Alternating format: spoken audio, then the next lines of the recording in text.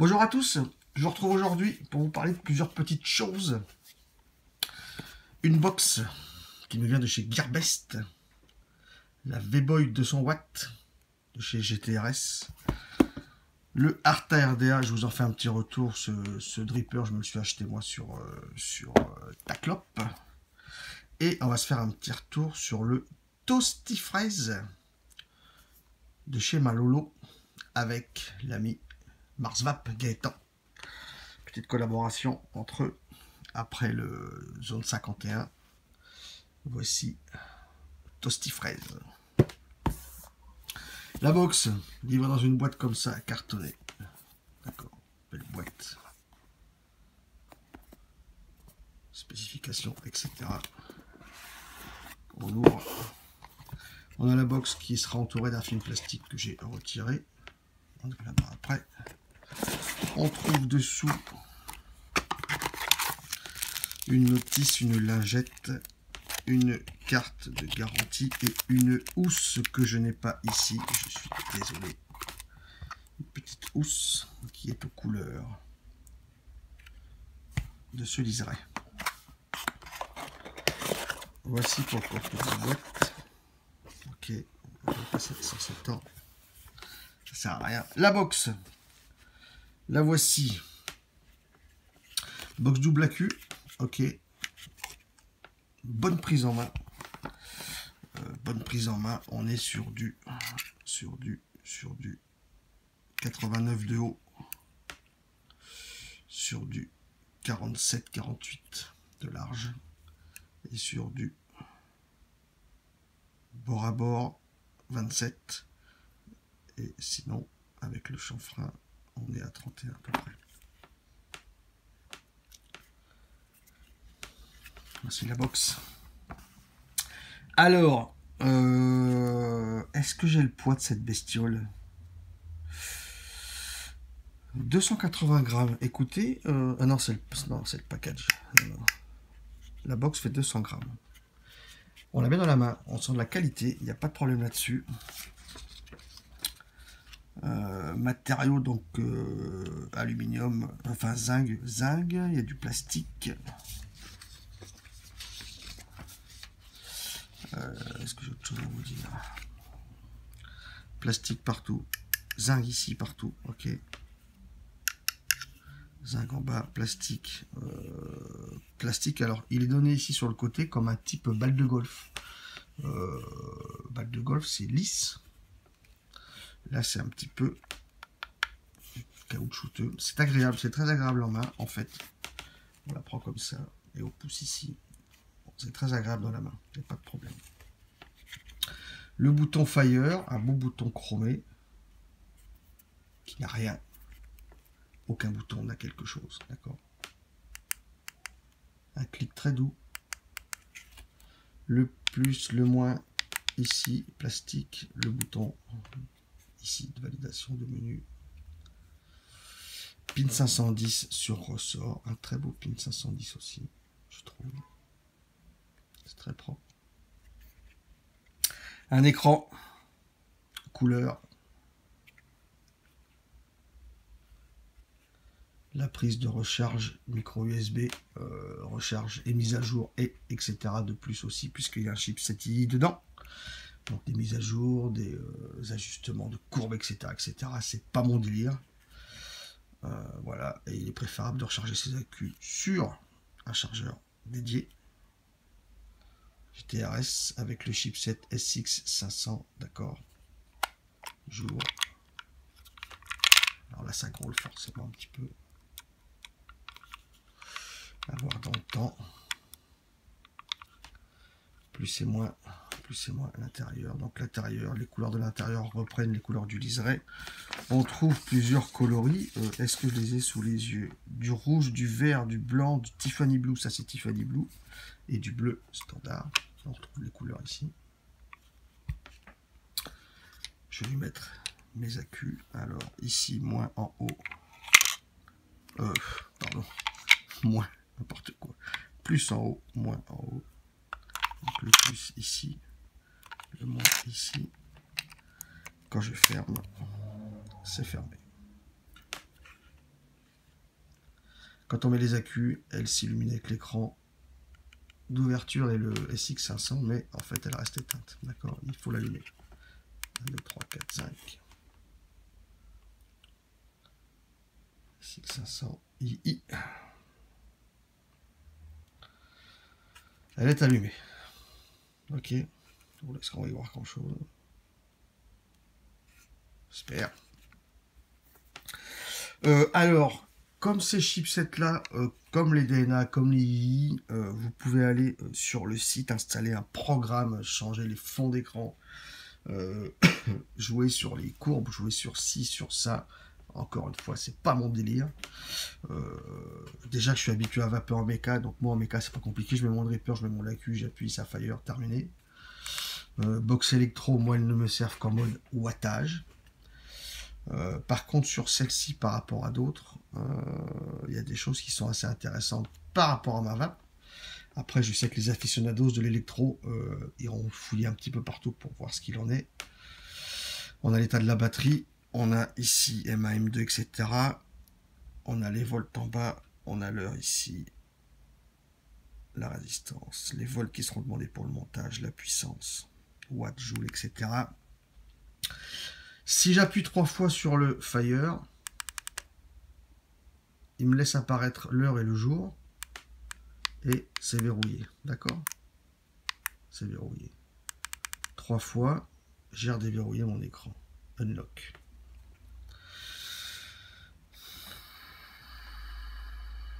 Si j'appuie sur le bouton moins,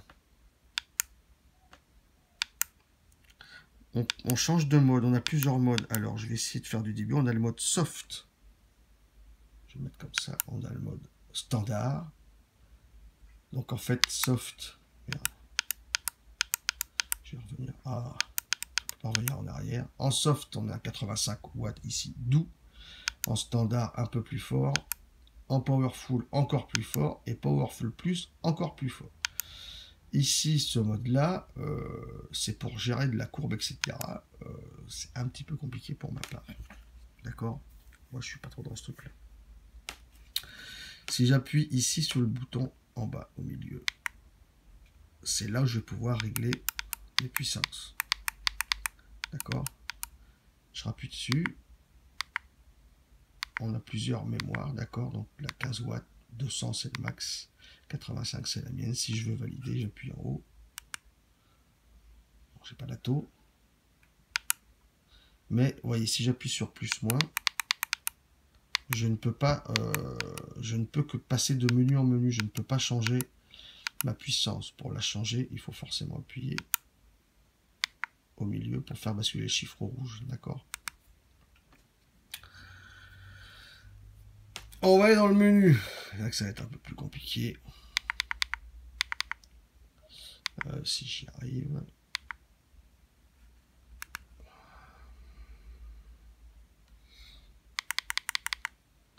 C'est pas comme ça. Ouais, je vous dis, c'est pas mon délire, mon truc là.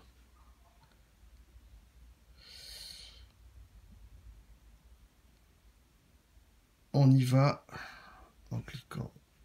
Je crois que c'est là. Non, c'est pas là.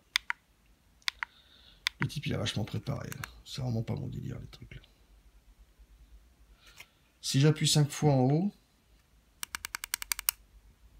voilà. On peut l'éteindre. On peut choisir la luminosité, des fonds d'écran, régler l'heure, stand-by time, je sais plus ce que c'est. Ah, c'est la luminosité de l'écran.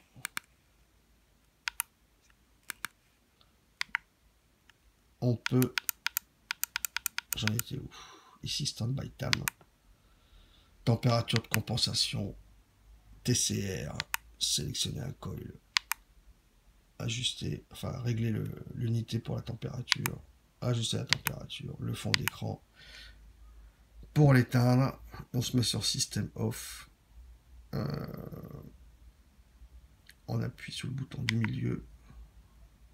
Et avec la flèche, on va sur Off. On appuie sur le milieu et elle s'éteint. Le système d'extinction est un petit peu plus chiant. C'est pour ça que là, j'ai un peu galéré. C'est vraiment pas trop mon délire tout ça.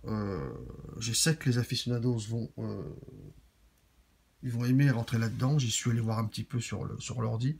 C'est pas mon délire. Vraiment, c'est pas mon délire. C'est une belle box bien finie qui pèse son poids, qui sent la qualité. Chipset i, tous ceux qui connaissent savent que c'est un très bon chipset électro. J'en avais jamais eu. Au niveau de la puissance, si je m'y retrouvais moi, je me mets en standard ou en powerful. Le soft est trop doux et le plus est trop fort. Voilà, on s'y retrouve dans par rapport à ces puissances qu'on aime, on s'y retrouve par rapport au mode. Ok.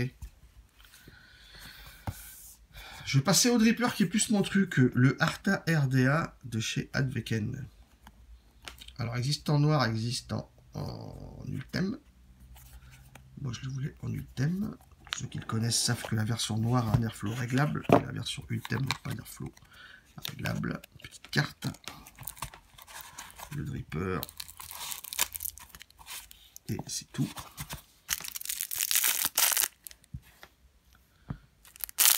Dedans, on retrouve des coils, on retrouve un tunnel BF, des listes de postes, des joints, etc. etc.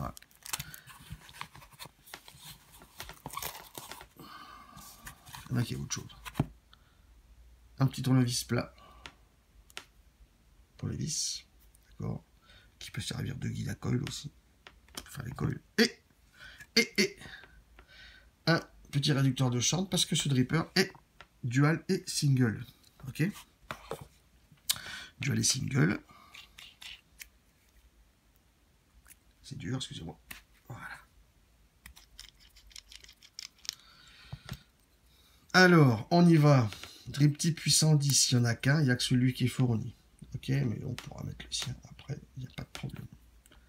Qui tient en haut dans la cloche en Ultem par un joint. La marque ici, les deux airflows, l'intérieur qui est plus épais au niveau des airflows et plus fin pour venir sur la base. Les airflows. Donc ici, donc je vous ai dit la version noire airflow réglable, la version Ultem non réglable. Par rapport à mes coils, ça ne me perturbe pas, ça me va très bien. Ce sont des fenêtres de 5 mm. 5 mm par 2,5. Ok, j'ai des montages à 0,11 dedans. La cloche ne bouge pas. Alors c'est sûr que si je la fais tomber, j'ai plus de cloche, c'est mort. Ok. La base, donc ici avec son pin standard, tout est plaqué or, le Arta, ok, 2 postes.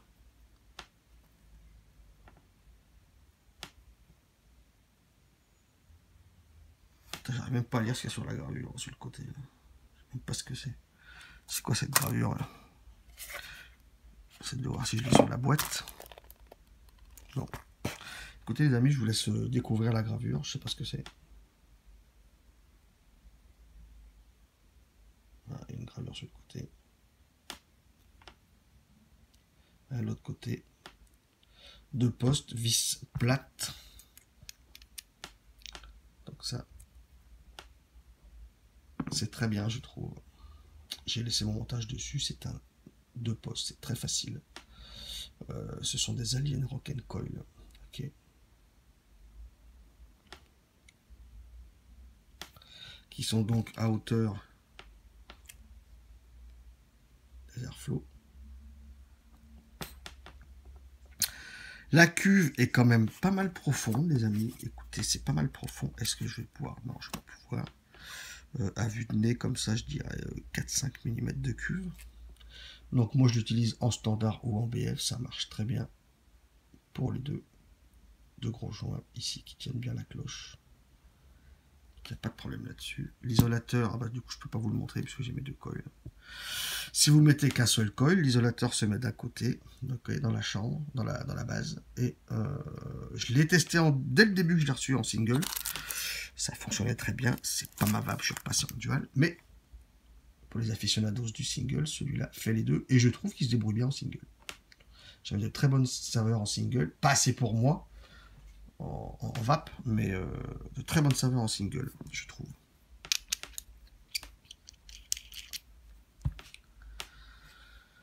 On va se cotonner ça tranquillou.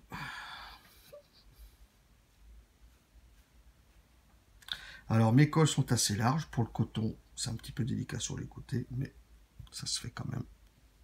C'est pas un problème.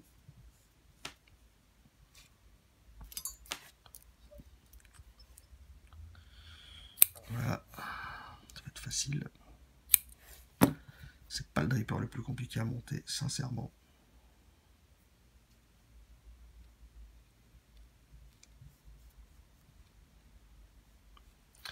C'est vraiment pas le plus compliqué à monter.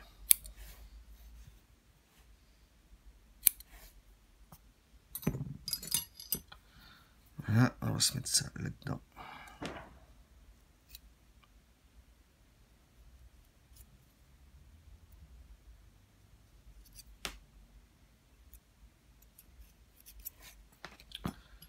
Je vais mettre ça, je préfère.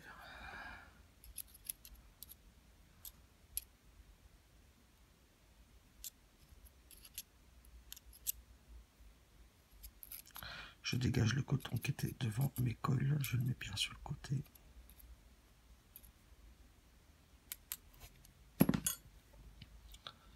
C'est super facile. Il n'y a aucun problème. Dans les 22, 23 euros, je crois, un truc comme ça. Franchement, c'est pas cher pour la qualité de vape qu'on a avec ça. Je trouve. Encore une fois, c'est personnel. C'est pas le setup le plus beau. Mais bon, je vous parle de la box et du dripper en même temps. Je préfère l'utiliser sur mes cas, forcément. On se met dedans, donc le Toasty Phrase. Le Toasty Phrase de Malolo et de Mars Vape qui date du 27 mars, avril-mai. Donc, bientôt 2 mois. C'est Miguel. Je lui mets la box.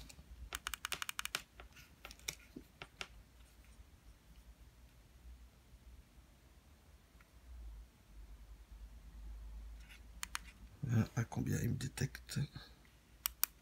0,11. C'est qu'est-ce que j'avais dit avant? Il me détecte à 0,11.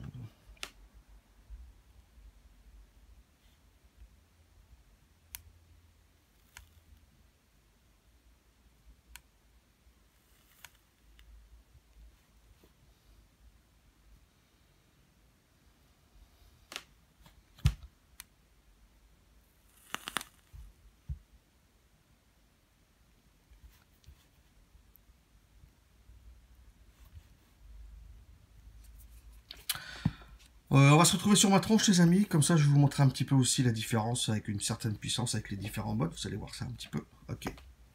À de suite sur ma tronche. Je vous retrouve. Je vais monter un petit peu. Je vais monter un petit peu. Je vais me mettre à 4. Tiens, allez, pour vous montrer, je vais me mettre à 80 watts. D'accord? Je vais me mettre à 80 watts. Je vais me mettre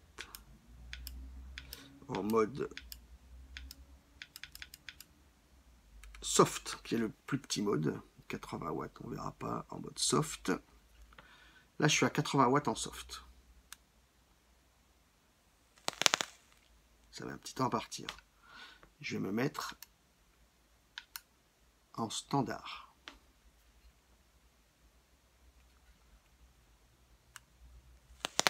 Ça part déjà plus vite. Je vais me mettre en powerful. Donc là, on bascule au rouge. Ok. Et je vais mettre en powerful plus.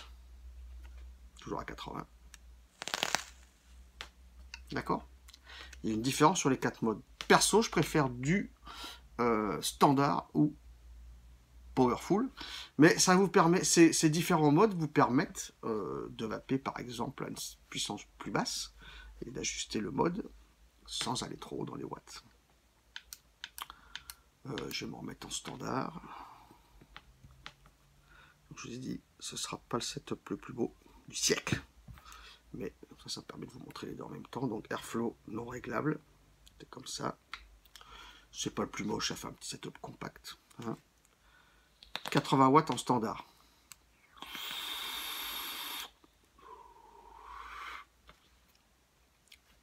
Comme j'ai un airflow non réglable, si vous voulez, 80 watts en mode standard, ça fait 2 volts, ça fait 2 volts 96. Si je mets ce dripper sur un méca à 4 volts, on est à 1 volt de moins. Donc c'est pas la puissance que je vais avoir sur méca. D'accord. Standard. Je vais mettre en powerful, ce sera peut-être mieux.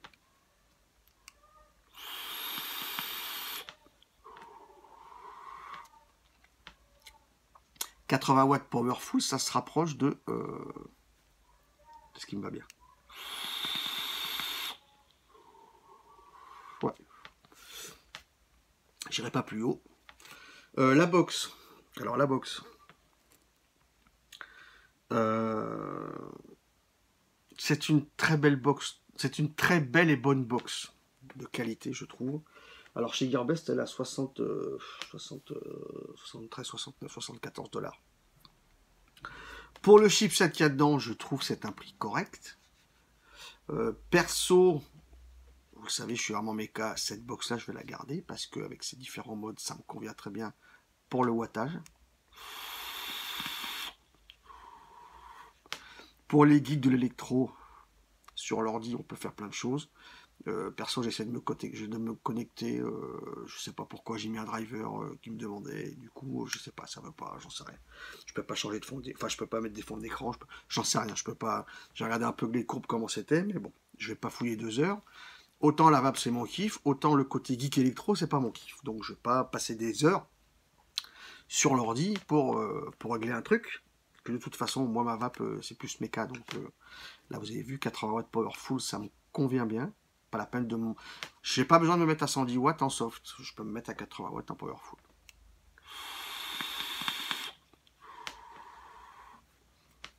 La prise en main est très bonne, c'est agréable, franchement.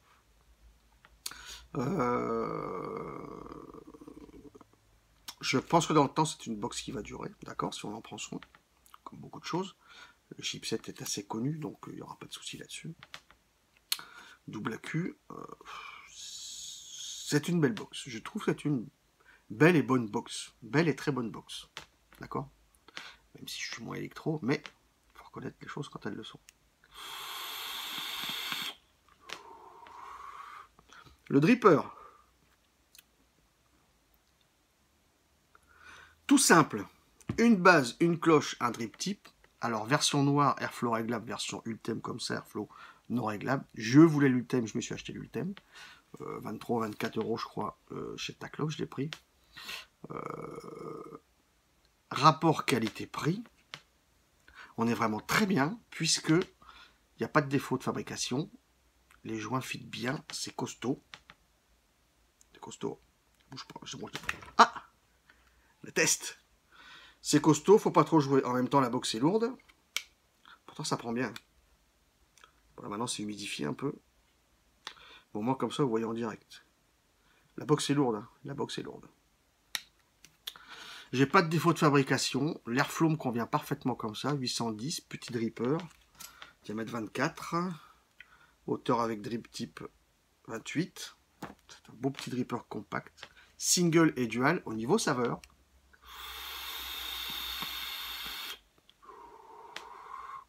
Au niveau saveur, je suis vraiment très bien. J'ai mis principalement des gourmands dedans. Je le trouve très bien. C'est un dripper que j'utilise très très souvent. Au même titre que Rollo de Conspiracy. Rollo de Conspiracy. Vénus que j'aime bien aussi.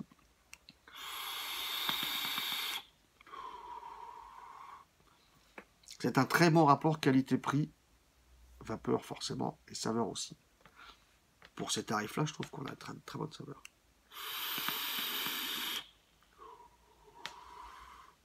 Mais je préfère le mettre sur Mecha. C'est mon avis. Le toasty fraise, pain grillé, beurre, confiture de fraises, malolo. Alors celui-là, d'habitude, moi je fais 99,5% de médailles, sont à 20% dans une base full VG. Lolo m'a dit mets-le à 25. Je l'ai mis à 25. J'ai bien fait de l'écouter. 20% c'est pour du 20-80 et 15% je crois ou 17% pour le 50-50 à voir sur le site d'ANVAP. Mais donc je l'ai fait à 25% comme Lolo me l'a dit, et si je l'avais fait à 20 comme à mon habitude, je sais pas, peut-être qu'il y aurait moins de saveur, mais en tout cas à 25 c'est pas extra dosé, c'est pas écœurant, c'est pas lourd, ça passe crème.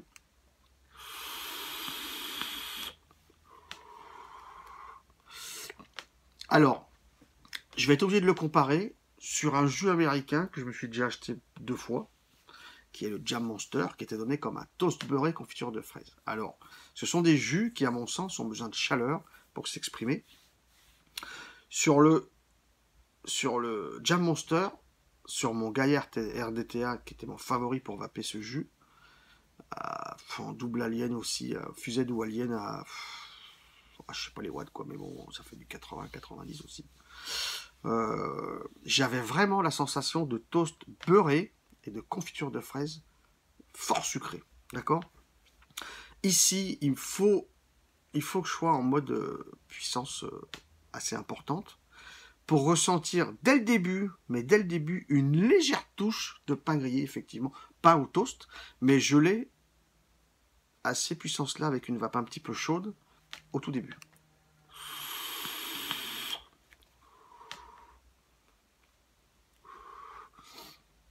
Je vais pas dire que je voulais pas. Alors, si je l'avais pas lu, est-ce que je l'aurais détecté? Je pense. J'aurais détecté un petit truc grillé parce que je l'ai au début, mais que au début.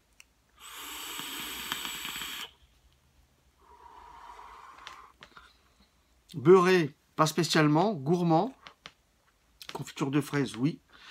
Moins sucré que le Jam Monster, donc forcément moins écœurant. Ça passe vraiment très bien. Pour ceux qui cherchent des All Day, ça peut être du All Day. Franchement, c'est vraiment pas écœurant. Donc de ce point de vue-là, c'est très bien fait.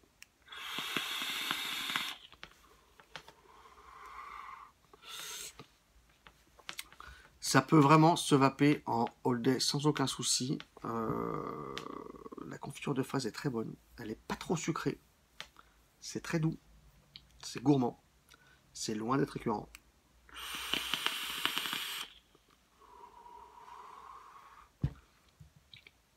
Je vous le fais maintenant parce que j'ai mis une petite claque quand même.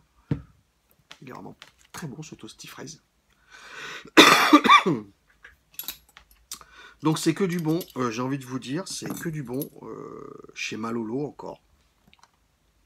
J'en ai un autre à vous parler qui m'a envoyé en même temps que celui-là, que Dayenvap m'a envoyé en même temps que celui-là. Je le teste encore. Celui-là, je l'apprécie vraiment.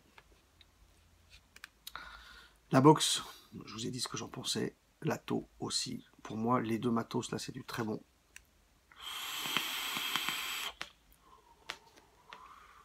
C'est du très bon. Et ça, les amis, pour les fans, pour ceux qui veulent vraiment un all day, ça peut être un all day. Ça peut, si qui aime la fraise gourmande, ça peut être du all day, parce que c'est pas lourd. Moi, je peux pas vaper le même jus toute la journée, donc ça, c'est, moi, je peux pas. C'est comme ça, je change tout le temps. Mais c'est très très bien fait. C'est très très bien fait. Ça passe super bien. Je vous dis à bientôt les amis, en vous souhaitant une excellente vape.